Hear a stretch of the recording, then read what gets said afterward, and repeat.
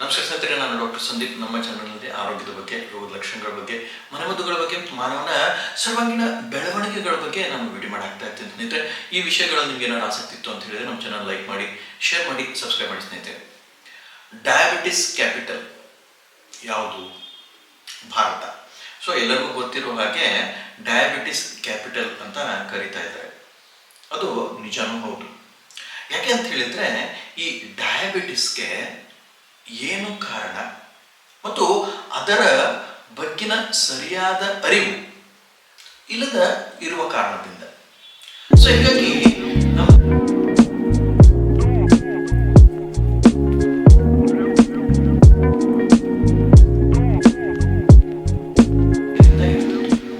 ಅನ್ಟೈಮ್ಲಿ eating ಅಂತ ಹೇಳಿದ್ರೆ 12 ಗಂಟೆ ಮಧ್ಯರಾತ್ರಿಯಲ್ಲಿ ಪಾರ್ಟಿಗಳು 10 ಗಂಟೆಯಿಂದ ಶುರುವಾಗುತ್ತೆ. 12 ಗಂಟೆ, 1 ಗಂಟೆ, 2 ಗಂಟೆಗೆ ಪಾರ್ಟಿಗಳು ಇರುವ ಕಾರಣದಿಂದನೂ ಸಹ ಡಯಾಬಿಟಿಸ್ ಬರುವಂತಹ ಸಾಧ್ಯತೆಗಳು ಜಾಸ್ತಿ ಆಗುತ್ತೆ. Over eating, untimely eating, unable to manage stress. So ಈ ಮೂರು ಬಹಳ ಮುಖ್ಯವಾದ ಕಾರಣಗಳು. ಸೊ ಆಹಾರ ಮತ್ತು ಪಾನೀಯಗಳ ಬಗ್ಗೆ ನಾನು ಹೇಳಿದೆ. ಮತ್ತು ಅನ್ಟೈಮ್ಲಿ ಈಟಿಂಗ್, ಈ ಏನು ಟೈಮಲ್ಲಿ ಊಟ ಮಾಡಿದ್ರೆ ಆರೋಗ್ಯವಾಗಿರ್ಬೋದು ಅಂತ ಕೇಳ್ಬೋದು ನೀವು. ಸೊ ಹೀಗಾಗಿ ಒಂದು ರಿಸರ್ಚ್ ನಡೀತಿದೆ ಸ್ನೇಹಿತರೆ. ಏನು ಅಂತ ಹೇಳಿದ್ರೆ 8-16 8 ಗಂಟೆಯ ಆಹಾರದ ಒಂದು ಅವಧಿ, 16 ಗಂಟೆಯ ಒಂದು ಉಪವಾಸ ಇರಬೇಕು ಮನುಷ್ಯ ಆರೋಗ್ಯವಾಗಿರಲು ಅಂತ. ಇದಕ್ಕೆ ನೊಬೆಲ್ ಪುರಸ್ಕಾರವೂ ಸಿಕ್ಕಿದೆ. ಸೊ ಹೀಗಾಗಿ ನೀವು ಬೆಳಗ್ಗೆ 8 ಗಂಟೆಗೆ ಏನಾದ್ರು ಆಹಾರವನ್ನು ಸೇವಿಸಲಿಕ್ಕೆ, ಯಾವುದು ಬ್ರೇಕ್ಫಾಸ್ಟು ಅಥವಾ ಊಟನ ಮಾಡಿದ್ರಿ ಅಂತ ಹೇಳಿದ್ರೆ 9, 10, 11, 12, 1, 2, 3, 4 ಗಂಟೆಯ ಒಳಗಡೆ ನಿಮ್ಮ ಪೂರ್ತಿಯಾದ ಆಹಾರದ ಒಂದು ದಿನಚರಿ ಮುಗಿದೋಗ್ಬೇಕು. ಆಮೇಲೆ 4 ಗಂಟೆಯಿಂದ ಮರುದಿನ 8 ಗಂಟೆಯವರೆಗೆ ನೀವು ಉಪವಾಸ ಇದ್ದಿದ್ದೇ ಆಯಿತು ಅಂತ ಹೇಳಿದ್ರೆ, ಈ 8-16 ಫಾರ್ಮುಲಾದಲ್ಲಿ ನೀವೇನಾದ್ರು ಬರ್ತಾ ಇದ್ದೀರಿ ಅಂತ ಹೇಳಿದ್ರೆ ಡಯಾಬಿಟಿಸ್ ಬರಲಿಕ್ಕೆ ಸಾಧ್ಯತೆಗಳು ಬಹಳಷ್ಟು ಕಮ್ಮಿ ಆಗುತ್ತೆ, ಅಥವಾ ಝೀರೋ ಡಯಾಬಿಟಿಸ್ ಆಗಲಿಕ್ಕೆ ಸಾಧ್ಯವಿದೆ ಅಂತ ನನಗೆ ತಿಳಿಸ್ತಾ ಇದ್ದೀನಿ.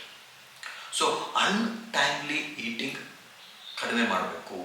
ಯಾವುದೋ ಟೈಮಲ್ಲಿ ಇಲ್ಲ ಡಾಕ್ಟ್ರೇ, ನಮಗೆ ಆಫೀಸ್ ಇದೆ, ನಮಗೆ ಸ್ಟ್ರೆಸ್ ಇರುತ್ತೆ, ನಾವು ಅಲ್ಲಿ ಹೋಗ್ತೀವಿ, ಇಲ್ಲಿ ಹೋಗ್ತೀವಿ, ನಮಗೆ ಆಗಲ್ಲ ನೀವು ಹೇಳೋ ಥರ ಅಂತ ಹೇಳಿದರೆ ಡಯಾಬಿಟಿಸ್ ಬರುವಂತಹದ್ದು ಕಟ್ಟಿಟ್ಟ ಬುದ್ಧಿ. ಸೊ ಇದಕ್ಕೆ ಸೊಲ್ಯೂಷನ್ ಏನು?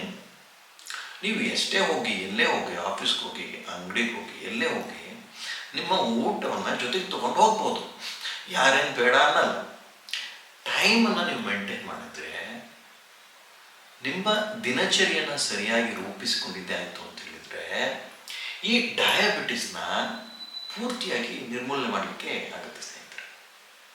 ಸೊ ಇನ್ನು ಒಂದು ಮ್ಯಾನೇಜ್ ದ ಸ್ಟ್ರೆಸ್, ಇದು ಈಗಿನ ಸಮಯದಲ್ಲಿ ಬಹಳಷ್ಟು ಮುಖ್ಯವಾದ ಕಾರಣ ಸ್ನೇಹಿತರೆ. ಯಾಕೆ ಅಂತ ಹೇಳಿದ್ರೆ ಸ್ಟ್ರೆಸ್, ಒತ್ತಡ ಯಾಕೆ ಇಲ್ಲ, ಎಲ್ಲರಿಗೂ ಇದೆ ಒತ್ತಡ. ಆದರೆ ಈ ಒತ್ತಡವನ್ನು ಹೇಗೆ ನಾವು ಅದನ್ನು ಮ್ಯಾನೇಜ್ ಮಾಡ್ತೀವಿ, ಹೇಗೆ ನಾವು ಅದನ್ನು ಹತೋಟಿಯಲ್ಲಿ ಇಡ್ತೀವಿ ಅಥವಾ ಅದರಿಂದ ದೂರವಿರ್ತೀವಿ ಅನ್ನೋದು ಬಹಳ ಮುಖ್ಯವಾಗುತ್ತೆ ಸ್ನೇಹಿತರೆ. ಏಕೆ ಅಂತ ಹೇಳಿದ್ರೆ ಈಗ ಸ್ಟ್ರೆಸ್ ಏನು ಮಾಡುತ್ತೆ, ಇದು ಒಂದು ವಿಷಿಯಸ್ ಸೈಕಲ್ ಸ್ನೇಹಿತರೆ. ಯಾರಿಗೂ ಗೊತ್ತಿರಲ್ಲ. ಡಯಾಬಿಟಿಸ್ ಪೇಷಂಟ್ಸ್ ಕೇಳ್ರಿ, ಡಯಾಬಿಟಾಲಜಿಸ್ಟ್ ಕೇಳ್ರಿ, ಗೊತ್ತಿರಲ್ಲ. ಮತ್ತು ಅವರು ಡಯಾಬಿಟಾಲಜಿಸ್ಟು ಪೇಷಂಟ್ಸ್ಗೆ ಹೇಳೇ ಕೊಡಲ್ಲ.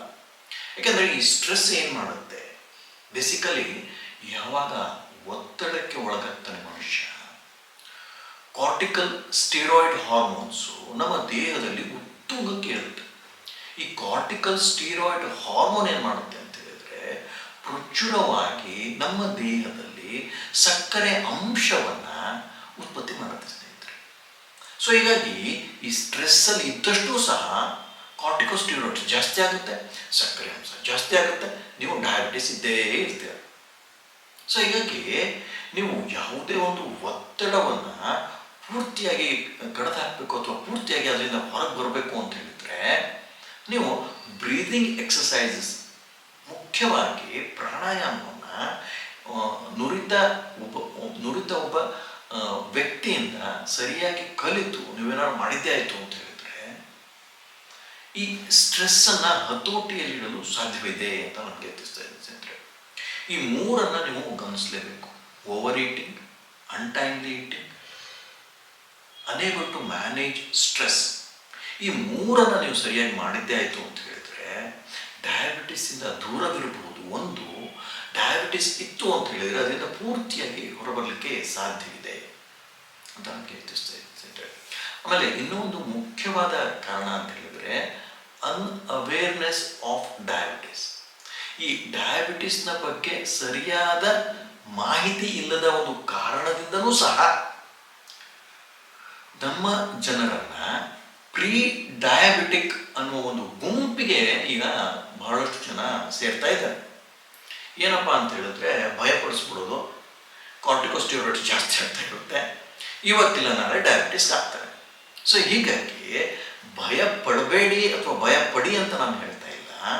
ನೀವು ಭಯ ಏನಾದ್ರು ಪಟ್ಟಿದ್ದೇ ಆಯಿತು ಅಂತ ಹೇಳಿದರೆ ಕಾರ್ಟಿಕೋಸ್ಟಿರಾಯ್ಡ್ಸ್ ಜಾಸ್ತಿ ಆಗುತ್ತೆ, ಅಂದರೆ ಅದು ಒತ್ತಡವನ್ನು ಜಾಸ್ತಿ ಮಾಡುತ್ತೆ, ಕಾರ್ಟಿಕೋಸ್ಟಿರಾಯ್ಡ್ಸ್ ಜಾಸ್ತಿ ಆಗುತ್ತೆ. ನೀವು ಪ್ರೀ ಡಯಾಬಿಟಿಕ್ಕಿಂದ ಡಯಾಬಿಟಿಸ್ಗಂತೂ ಬರಲಿಕ್ಕೆ ಸಾಧ್ಯತೆಗಳು ಜಾಸ್ತಿ ಆಗುತ್ತೆ. ಸೊ ಹೀಗಾಗಿ ಈ ಪ್ರೀ ಡಯಾಬಿಟಿಸ್ ಬಗ್ಗೆ ಮುಂದಿನ ಒಂದು ವಿಡಿಯೋದಲ್ಲಿ ಮಾತಾಡ್ತೀನಿ ಸ್ನೇಹಿತರೆ. ಯಾಕೆಂತ ಹೇಳಿದ್ರೆ ಇದು ಬಹಳಷ್ಟು ಕನ್ಫ್ಯೂಸಿಂಗ್ ಸ್ಟೇಟ್. ಒಂದಾಯಿತು ಅಂತ ಹೇಳಿದ್ರೆ ಬಹಳಷ್ಟು ಜನಕ್ಕೆ ಪ್ರೀ ಡಯಾಬಿಟಿಕ್ಸ್ ಬಗ್ಗೆ ಗೊತ್ತೇ ಇಲ್ಲ. ಡಯಾಬಿಟಿಸ್ ಬಗ್ಗೆ ಅಂತೂ ಗೊತ್ತಿಲ್ಲ, ಅದು ಬೇರೆ ಮಾತು. ಆದರೆ ಪ್ರೀ ಡಯಾಬಿಟಿಸ್ ಬಗ್ಗೆ ಗೊತ್ತಿಲ್ಲ.